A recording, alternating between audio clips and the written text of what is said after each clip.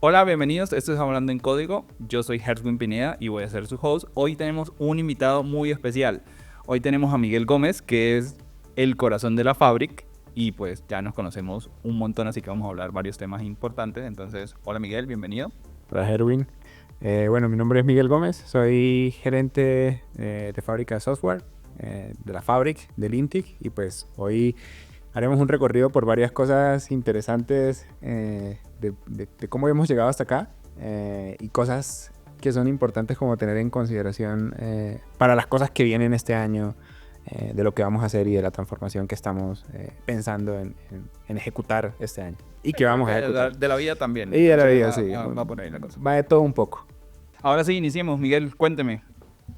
¿Qué le hubiese gustado saber antes que diga, si yo hubiese sabido esto muchísimo antes, esto me hubiese ahorrado un montón de años de aprendizaje de trabajo y otro montón de cosas? Creo que es una palabra que a veces uno la olvida y es reinventarse. A veces uno tiene una posición y no se reinventa. Y esa palabra, recuerdo mucho la primera vez que me hizo sentido, que yo dije, esto tiene que ser parte de mi vida, pero durante todos mis años a veces la olvido, que es reinventarse. Y la primera vez que me hizo ese sentido fue hace, no voy a decir cuánto tiempo como para no decir mi edad, pero, Hace 15 años. pero hace el resto de tiempo, cuando estaba en la universidad, estaba haciendo como mi primer desarrollo y ese momento era el desarrollo más top para mí. Yo decía, con esto voy a cambiar el mundo y voy a hacer un Microsoft. Y esas ideas que normalmente pasan por la cabeza cuando uno está bastante joven. Y estaba haciendo un desarrollo que en ese momento el lenguaje de programación que más se utilizaba era Visual Basic y Fox Pro y era el estándar. O sea, no había más sino esos dos pedacitos y Fox Pro era como un poco raro porque estaba basado en base de datos, o sea, muy enfocado en base de datos y todo íbamos hacia ese lado. Entonces, en ese momento estaba haciendo mi tesis de grado en la primera carrera en TCU. En Venezuela está como, aquí no me acuerdo cómo se llama, Creo que es tecnólogo, si no estoy mal. es como tecnólogo. Entonces, estaba haciendo mi tesis y un profesor le mostré lo que yo pensaba hacer en Fox Pro y el man me dijo, eso no está bien, o sea, eso es muy chiquito, tiene que reinventarse. Y yo, ¿pero reinventarme en qué? Entonces me dijo, no, hay motores de bases de datos y fue como yo dije, aquí hay algo diferente que no sabía antes y era utilizar MySQL con Fox Pro. Y en ese momento era una locura porque había que hacer conexiones ODBC. Era raro y Era había, complejo, es que antes era complejo. no era tan fácil como ahora que de repente ChatGPT, ¿cómo me conecto? Ya. Sí. Y yo dije, bueno, esto ya forma parte y durante mucho tiempo lo había olvidado. O sea, me quedé pegado en ese pedazo y luego después de un tiempo comencé a desarrollar software y dije, venga, estoy desarrollando software que nadie consume. Era software para mí. Me sentía bien haciendo Pero es que software era bien, o sea, eh, uno hacía esto, mire esto, ¿para qué sirve? No, para nada. para, para poner el fondo de pantalla que me traiga noticias. Y uno decía, es un HTML Yo y me iba por el lado oscuro y mire este botón que borra los archivos del sistema y la gente, ¿y eso para qué? Pero pues, eso para mí era funcionaba. genial. Entonces, en ese momento, todo ese flujo de desarrollar cosas y no entender, y no entender por qué la gente no consumía lo que uno quería, porque siempre está esa necesidad de uno hacer cosas que funcionen, que la gente utilice. Y yo decía, pero ¿cómo cómo las personas no entienden lo que yo estoy haciendo? Y ahí fue donde volví a utilizar la palabra reinventarme. Pero no es una palabra que uno tiene consciente todos los días, que debería ser. Entonces, y que le podría ahorrar a uno mucho dinero, tiempo, esfuerzo, porque uno a veces está en una posición y la posición no lo saca nadie, sino queda en una posición. Pero el reinventarse es ese pedacito de que le ayuda a uno a todos los días decir, bueno, esto lo voy a hacer de esta forma y me puedo organizar. Y ese punto llegó cuando estaba desarrollando cosas y nadie las consumía. Y yo dije, vamos a reinventar. Y ese reinventar es marketing. Entonces ese pedacito fue como un pedazo que adicionalmente dije, me voy a reinventar en ese pedazo y hice otra hoja de ruta para poder crecer de forma diferente, pero es ese pedazo, o sea, creo que ese consejo que me dio ese profesor en ese momento todavía forma parte de lo que soy. Ya vimos que saltó de lo técnico, del desarrollo, al marketing. Y luego le tocó volver a saltar al maravilloso mundo de la tecnología y dejar a un lado el marketing. Eh, ¿Cómo fue eso? que- Porque uno a veces se siente como, ay, no, no me gustaría. eh, mm, eh, el, el principio de todo comienza con el desarrollo y que la gente no consumía lo que yo hacía. Eso me dolía bastante porque hacía páginas web y nadie las visitaba. Entonces, en un momento, eso fue hace mucho rato también, tenía un amigo que era comediante. Ahorita ya es bastante famoso. Un poquito. Un poquito famoso, que o sea, lo encuentran como una nutria. Y Para nuestro público para nuestro venezolano. público venezolano. Y teníamos una página web que se llamaba cacareando.com. Y la página era, él creaba chistes y los montaba en internet, pero nadie los veía, los veíamos nosotros y a los amigos que se los compartíamos. Entonces ahí dije, hay un tema que necesito reinventarme para que pueda pasar y era el SEO, que era posicionarse en internet y todo el tema. Y cuando uno entra en el SEO, ya uno ve el SEO, pero también hay interfaces. Entonces las interfaces deben ser bonitas para que el SEO tenga sentido y que la gente dure más tiempo. Entonces ya ahí como que dije, el marketing tiene algo de sentido para mí en lo que hago. Y ya luego empezamos que quedó ese pedacito y ya luego eso se quedó. Javi se fue para Caracas, empezó a trabajar en Chigüira Bipolar. Luego yo me gradué y comenzamos a trabajar. Fue en el momento en el que nos conocimos, en el que empezamos a trabajar, porque ya seguramente ya nos habíamos visto antes. Sí. Ya habíamos tenido contacto de cyber. Entonces, Es que ese era el punto de encuentro. la gente que estaba en ese mundo era el cybercafé y ahí como que, este es raro porque programa y usted es raro porque programa, entonces los dos son raros porque nadie en ese momento sabía que era ni siquiera programar. Toda la gente iba al chat. Media hora que voy a meterme al Latin Chat a escribir cualquier cosa. Tengo 3 novios virtuales. Entonces, Pues ya nos conocíamos, yo tenía algunas ideas de desarrollo, usted tenía unas cosas que ya tenía avanzadas en mensajería de mensaje de texto. texto. Lo de los mensajes de texto, yo tenía algo. En Venezuela esto es raro para la gente, pero en Venezuela para comprar el jamón y el queso había que hacer una cola de unos 25 o 30 minutos. Eso no es normal en cualquier lugar, pero en Venezuela era normal. Y en ese momento había un turno, un sistema de turno en donde usted llegaba, metía qué quería y seleccionaba y le salía un papelito. Se lo agarraba. Aquí creo que es Un Serviturno, Digiturno, algo así. Algo así. Pero en ese momento no eran como muy comunes. Sí, no era nada común. Y yo dije, necesito reinventarme. Y yo tenía también una página web en el lugar de donde yo era, y era desde colón.com. Entonces ahí dije, ¿cómo hago para atraer gente? Entonces eran mensajes de texto. ¿Y quién era el referente de mensajes de texto? Era usted, en ese lugar. Y me acuerdo como que ahí fue la primera integración. Sí, Porque sí. usted tenía un servicio de mensajería de texto y yo tenía ese servicio. Y ahí empezamos a conectar la página web con el servicio que usted tenía y empezamos a mandar mensajes. La gente podía enviar mensajes de texto gratis en la Pero ya página. va, porque aquí mucha gente debe estar pensando, Twilio. No. O sea, estaba un modem, era como un Nokia 5125 conectado por el puerto estaba conectado a la computadora y ahí interactuaba entre lo que llegaba, creo que era como, sí, a una base de datos, había algo que hacía loom pooling para traerse los mensajes y poderlos enviar hasta allá y reintentar porque se desconectaba. Y luego era como un modem, no era, si hubiese sido Twilio, eso hubiese sido súper fácil. Pero en ese momento sí era una integración completa, hardware, todo para poderlo conectar. Y esa fue la integración.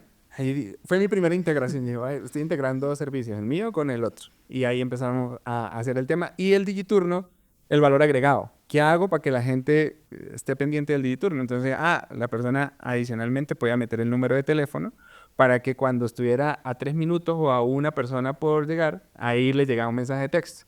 Y en ese momento fue como, esto tiene mucho más sentido porque es marketing, es lograr de que la gente conecte el papelito, en la parte de abajo decía, no sé Pero yo creo que qué. ahorita tiene sentido. Y en ese momento era como, imagínense que ustedes están en el éxito wow. Y usted está mercando por todo el supermercado. Pues, ¿dónde más? Pues. Y luego, cuando ya está cerca, le llega un mensaje. Su turno ya está cerca. Y usted va a la parte de la carnicería a pedir sus cosas. Y no tiene que hacer fila. Que pues ahorita quizás no, pero puede funcionar. Todavía es una idea vigente. O sea, no es Sí, no, como no está. descartada completamente. Pero en ese momento era re novedoso y era Sí, como, claro. uy, qué loco esta gente conectando. Era el supermercado más top que había, con un sistema que usted podía seguir haciendo sus cosas y no perdía el tiempo ahí. Y Eso estaba bien. estaba bien. Y ahí como que ya el marketing tenía mucho sentido para mí. Yo decía, a ver, en este pedazo puedo tener una habilidad blanda. Ahí yo dije como, esto es una habilidad blanda que puede ser como saber SQL. Y ya. Y yo dije, bueno, sé un poquito de SQL, sé un poquito de marketing y ahí empezamos a organizar. Y luego comenzaron a hacer proyectos más grandes. Empezamos a trabajar, me acuerdo que consolidamos una empresa y empezamos, y eso también está dentro de la forma en la que construimos equipos. Aquí se le dice polla, una quinela, y eso fue bastante interesante. Desarrollamos una plataforma en donde la gente pronosticaba los resultados del mundial. Y en ese Fue momento la Copa era... América. No, eso fue el Mundial Sudáfrica, creo que eso fue hace resto de tiempo. Fue hace No, mucho. no hablemos de años, o sea, estamos bien así. Eh, y en ese momento dijimos, y este fue el primer sistema que tuvimos gran concurrencia. O sea, Sí. creo que entraron en un día 1000 personas a hacer sus apuestas porque hicimos una lista, entonces la gente agregaba a sus amigos y sobre esas características veía uno quién tenía más puntos y quién no, y eso fue eso fue muy marketero. Sí, pero Y era un sitio que visitaban 3 millones de personas mensuales, que incluso en ese momento puede que haya gente que esté haciendo proyectos que no tengan esa cantidad de visitas. Entonces sí, sí era un reto. Y en ese momento no era que AWS, que tenemos Azure, porque la nube no existía como en ese momento no se veía, que eran servicios gratis, todo eso. En ese momento eso se hizo con un framework de Meta que se llamaba, no me acuerdo, pero eso era los primeros servicios como tipo OpenShift. Meta tenía uno, que en ese momento era solo Facebook. Luego, en los comentarios les voy a dejar cómo era que se llamaba la cosa. Y me acuerdo que entramos en ese punto de técnico y en ese momento usted estaba muy enfocado en el tema de front, eh, porque tenía un manejo bastante diverso de Usaba jQuery, que estaba jQuery. empezando y uno, Y para mí siempre fue muy lógico la estructura de datos y el motor de base de datos y el backend por un lado. En ese momento hay un framework de PHP que se llama Slim que nos ayudaba a hacer como todo lo que respondía el backend. Y me acuerdo que habíamos hecho las consultas, pero lo peor, y cada vez que una persona guardaba un resultado, duraba como 30 segundos en responderle, y aparte el internet era lento, entonces nos no tocó sabía qué decir pasaba. como, una noche, esto tenemos que hacer, refactorizarlo para que mañana cuando la gente ingrese, porque normalmente era como cada día que había partido, subía el tráfico de una manera loca. Y ahí empezamos como a pensar entre lo técnico, pero ya más de nivel de detalle, y lo marquetero, porque dijimos, bueno, vamos a dar un premio, vamos a hacer no sé qué. Era Y como ya, un un un PlayStation. PlayStation 3. Y era lo top. Era lo más, y pues, obviamente la gente jugaba Vamos porque para el le 5. gustaba, y la gente estaba, yo creo que no era el 3 era el 2. Y en ese momento era re loco todo ese tema y lo organizamos de una forma en la que fue muy marquetero. Entonces después migramos. Pasaron muchas otras cosas en Venezuela que podemos durar un rato aquí contándolas, pero migramos. Y cuando llegamos acá, estaban clientes externos. Regresamos a Colombia de una forma en la que no, vinimos a Colombia de una forma en la que estábamos como soportando clientes, y aquí es donde entra Limtic, que cuando estábamos acá ya estructurando muchas cosas, me acuerdo que a Luis Pérez lo conozco en una charla de Plaxi y estábamos charlando como de temas de SEO. Entonces, no, que tenemos 200 páginas. Eso para mí ya era natural el SEO. Entonces, dije, no, esto lo están haciendo mal, tal, tal. Y ahí fue como el marketing fue el que me trajo al Intic, no me trajo mis habilidades técnicas, sino fue hablar de SEO. Lucho le interesó el tema. Luego tuvimos una reunión con Fernán, que todos lo conocemos, lo rápido que es de solución, tal. Y tuvimos una reunión en una mesa en donde estaba todo un equipo. Yo no conocía absolutamente a nadie. Y era como que tenemos este problema. ¿Está bien o está mal? Y yo, está mal por esto. ¿Qué soluciones hay? Las soluciones son estas y esta. Listo, vamos para abajo. Entonces, si quiere sentar, que fuera en esa oficina, siéntese donde quiera. Y yo, listo. Entonces me dice, ¿y usted en qué anda? O sea, ¿por qué está aquí? Entonces yo, no, por esto, esto, esto. Ah, usted tiene más gente que trabaja con usted. Yo le dije, sí, yo soy de esta área y tengo otra persona que trabaja conmigo, que es Erwin, que es el lado técnico. Entonces me dijo, bueno, listo, los dos mañana se vienen para acá. Y ni siquiera hubo entrevista. ¿Tiene mal el SEO? Sí, pero todo el sistema de mi tenía que empezar a revisar otras cosas. Y como al mes siguiente ya estábamos en vamos a recibir 600.000 visitas Era una locura. en otro sitio, ¿no? Y ahí uno decía como que Total. loco este tema. Ahí fue donde entré y yo dije, esto no tiene mucho sentido porque le hace falta, por ejemplo, los correos electrónicos eran un correo plano. Completos. Entonces, aquí hay que cambiar esto, o sea, hay que cambiar esto. Entonces ahí fue donde dijimos, bueno, vamos a construir un equipo pequeño que sea de marketing para que apoye lo que estaba haciendo. Yo no empecé a... Empezó copy. Empezó copy, luego empezó diseño, porque había un diseñador, pero no tenía ni idea de interfaces. Sí, mancito fuerte. Entonces, no había nada de interfaces y yo dije, no, aquí vamos a cambiar. Luego contratamos un área de diseño porque el diseño también está un poquito mejorable para Es esos que aplicativos. en ese momento creo que el diseño más que todo se basaba como en plantillas. O sea, no era como una investigación ni nada, sino es como... Sí, una plantilla que me conseguí en internet y medio la modifican y ya salió, pero cuando queremos hacer buenos productos, pues ya toca tener una investigación, ver el UX, el UI, también los copies que eran importantes, no, hola, ¿cómo estás? Y uno, Sí, ya, sino, hola, bienvenido, ¿cómo estás? Esta experiencia, pero ya era vender experiencia. Y exactamente. ahí empezamos a construir cosas. Habían áreas técnicas y yo ahí en ese momento empecé, habían proyectos marqueteros. Entonces, en ese momento yo dije, bueno, voy a meterme en estos proyectos marqueteros para ayudar y terminé dando línea.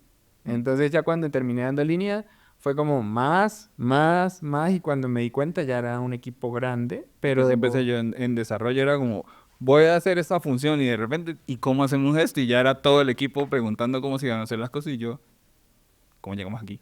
sí, se vuelve muy denso el tema y uno no se da cuenta del crecimiento. Y también los equipos tienen tamaños. Lo que a uno lo lleva a ser muy bueno en manejar un equipo de 50 personas no es lo mismo que usted necesita para liderar un equipo de 100 personas. Ajá, eso fue el aprendizaje del año pasado. Y eso es bastante denso. Entonces, como que en ese momento hay un equipo pequeño, manejamos bien. Llega la pandemia.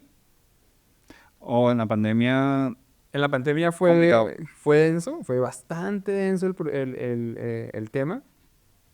Incertidumbre, total. O sea, Claro, lo primero es como layoff. Ya nos quedamos sin trabajo porque es la pandemia. Un montón de gente se quedó sin trabajo.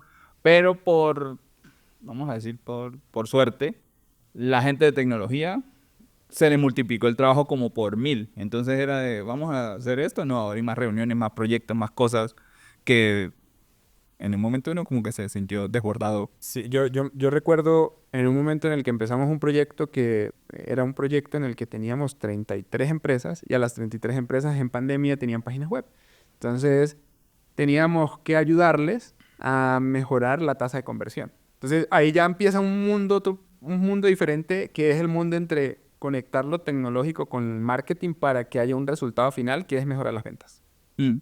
Entonces ya ahí empecé como a optimizar sitios y todo el tema. Y eran 33 empresas que habían que capacitar en muchas áreas para mejorar eso, porque ahí empieza el UX, el copy, el diseño, automatizaciones para lograr de que esas personas, de que esas empresas empezaran a vender más. Y cuando pasa eso, ya uno se da cuenta de que son 33 empresas, ya está acostumbrado a tener 2 o 3 proyectos y ya digo, voy a manejar las 33. Falso, eso es imposible usted tener en la cabeza 33 empresas. No, no, no. Y en ese momento empecé a dar consultoría uno a uno a 33 empresas. Y ya es como que hay muchos temas técnicos que ya empiezan a tener sentido y ahí el equipo de desarrollo en ese momento partió a terminar de hacer muchos temas de desarrollo y a mí me faltaba una mano técnica para poder desarrollar esos proyectos y ahí dijimos, vamos a contratar unos desarrolladores para empezar a construir cositas. Sí, creo que ese fue como el inicio de la fábrica. Ese fue el Eso. inicio. Porque sí, los proyectos de marketing, pues, son mucho más simples que los otros proyectos complejos que habían y ahí fue donde, pues, Miguel agarró por su lado de marketing. Yo me dediqué más a lo técnico, a proyectos más grandes, pero marketing no cabía en esos proyectos complejos, no cabía porque, no sé, un gestor documental no tenía mucho sentido, mientras que las otras cositas sí. Y ahí, Y ahí empezó a crecer a crecer. ese nivel de desarrollo. Y ahí volví otra vez al lado técnico, a tener desarrolladores, a hablar con los desarrolladores, a crear equipos de desarrollo y sin descuidar el lado marquetero, porque en mi lado marquetero es un lado marquetero que es mi ADN. Solo que tengo, cuando usted va reinventándose, hay momentos en el que usted dice, le subo más volumen a esto o le bajo más volumen a esto. Y hay momentos en donde usted dice, no tengo necesidad de hacer ruido. Necesito es enfocarme en construir eso. Y el lado marketero como que se enfocó en el lado técnico y el otro lado se convirtió en una ayuda a lo técnico. Entonces ahí dijimos, bueno, vamos a hacer cosas. ¿Qué cosas hemos hecho antes mal que podemos hacer bien ahora? Y ahí fue donde sale la idea también de construir Negos, que es un proyecto en el que muchas veces lo habíamos hecho. Nos gustaba resto hacerlo, pero siempre nos dolía porque no teníamos una plataforma que fuera Sí. así que domináramos en su totalidad. Y ahí el equipo de desarrollo que teníamos pequeño empezó a consolidar, a construir cosas y a hacer cosas bien. Y ahí es donde entró un punto de que las mismas habilidades que usted necesita para hacer un solo producto no son las mismas habilidades que se necesita para hacer 25 proyectos. O sea, son cosas que usted tiene la noción de poder ir mejorándolas para que los proyectos se conviertan más en productos a largo plazo, pero no es un Big Bang. No es como que No, no. esto, sino es una reinvención constante. Y ese mood me llevó a volver otra vez a consolidar un equipo de tecnología, construir y crecer un equipo de tecnología, que creamos Report también, que es donde todos los días se cargan las horas de trabajo y todo el tema. Donde se cargan las horas, donde las deben cargar todas las horas, con una descripción de qué es lo que estamos haciendo. Porque si no, no hay pago. Entonces, No, mentira. Pero sí, no hay pago. Entonces, ya luego el equipo de tecnología crece en ese punto, la compañía crece de una forma un poco desordenada. Todos crecimos de manera desordenada en Es esa que época. el problema fue de la pandemia. Antes de la pandemia éramos 50. Antes de la 50 con pan- el call center. Antes de la pandemia, sabíamos la cara y los nombres de cada una de las personas. Cuando regresamos de nuevo a la oficina, Éramos no, 500 personas probablemente. O sea, era otro universo completamente diferente. y yo no lo conocía, ya todo estaba muy diferente, la estructura es totalmente diferente, y ahí es donde vuelvo otra vez y está la oportunidad de volver a consolidar una sola cosa, que es la Fabric y lograr de que lo que habíamos hecho bien en marketing cubriera lo que de repente en tecnología no se había consolidado. Pero cuando diluimos es como cuando se agarra un jugo de naranja y lo echan un litro de agua, no. O sea, se diluye un montón de cosas y ahí es donde como personas nos reinventamos para poder identificar qué hicimos mal durante ese tiempo para poder optimizar y poder lograr de que luego todo vuelva a tener esa consistencia, o sea, esa fuerza que en algunas áreas estaba ya andando. Sí, Entonces, creo que este año, igual, para nadie es un secreto, todas las empresas de tecnología tienen problemas porque nosotros somos lo más cercano que hay a un artista y a un vagabundo. O sea, vendemos cosas que no sabemos ni qué es, pero las creamos y el código tampoco es como algo, como una ciencia exacta, sino hay mil maneras de resolver un problema. Entonces, pues, pasan cosas como que no estimamos bien, porque no estimamos bien, y pues eso nos trae problemas. Pero, pues, ¿qué vamos a hacer? y entonces como que esos saltos han sido necesarios, o sea, en desarrollo, marketing, pero no es como que, sí, es volumen. Hay uno que tiene más volumen en un momento y otro que tiene menos volumen en otro momento, pero el objetivo en este momento de lo que se quiere consolidar es poder tener ese enfoque fuerte de poder realmente saber que tenemos una empresa que hace proyectos, pero que cada vez pueden dar como resultado productos para luego consolidar y hay mucha gente talentosa dentro de los equipos técnicos, dentro de los equipos Sí. que han dado muy buenas soluciones y que lo que estamos haciendo acá es bastante fuerte, es denso, hay muchos proyectos bastante grandes que pueden ser referencias para más adelante, como nos pasó anteriormente, de decir, veníamos y era solo uno y ahora se vuelve el estándar. Sí, Pero creo que también, pues este es el objetivo como del podcast también, es invitarlos a todos a que nos echen el cuento luego de qué cosas geniales hemos hecho.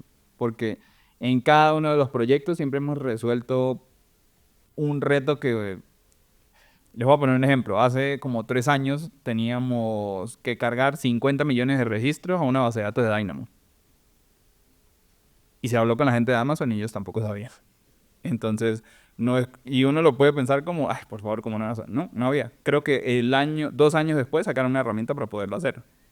Yo escribí un artículo de eso y por eso me contactó un montón de gente y la gente de Amazon también como, así fue como lo hizo. Entonces, así como yo también hice eso, en muchos proyectos siempre estamos haciendo cosas geniales que el síndrome del impostor no nos permite ver como esto es gigante y está cambiando un montón de cosas, aprendiendo todo un montón de cosas. Entonces también es la idea. es como darles visibilidad a todo ese montón de cosas que estamos haciendo que son geniales, pero a veces el síndrome del impostor nos gana y es como, no, es que esto lo hace cualquiera.